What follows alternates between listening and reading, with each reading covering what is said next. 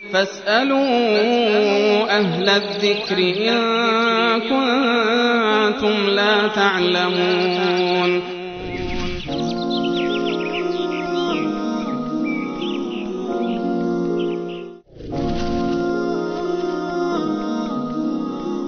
و همچنین در رابطه با مسواک و خمیردندان پرسیدن که در رمضان روزه رو باطل میکنه یا نه. بیننده با شماره 7537 این سوال. مسواک زدن یعنی هیچ گونه اشکالی نداره در حال روزه بودن، نه قبل از ظهر و نه بعد از ظهر.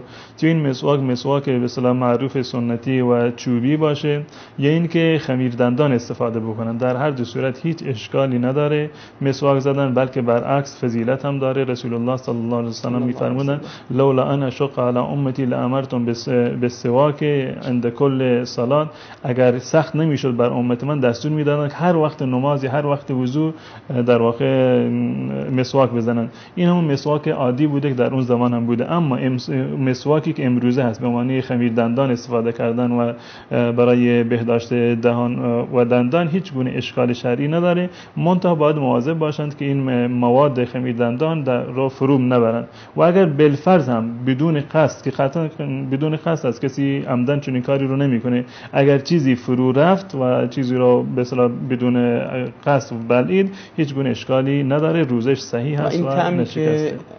طعمی که در به اصطلاح احساس میکنه طعم خمیر دندان باشه در به اصطلاح دهانش، هیچ گونه تأثیری بر روزه نداره. اضافه بر اینم و اون کسی که به طور مثال مثلا خانمایی که مجبورن آشپزی بکنند یا مثلا نان میپزن در ماه مبارک رمضان و چاره‌ای نیست، میخوان حتما باید اون غذا رو طعمش رو بچشند که به اصطلاح شوری و تا چه اندازه هست، این اشکالی نداره، میتونن اون غذا رو بچشند، اما نه به این معنی که اونو فرو ببرند. آب دهنی که به اصطلاح آغشته با این طعم هست اینو فرو نبرند، فقط به اندازه اینکه طعمش رو بچشند یا اون آردی رو که به اصطلاح میخوان بپزن طعمش رو بچشند، هیچ اشکالی در روزه به وجود نمیاد، به شرطی که اینو فرو نبرند.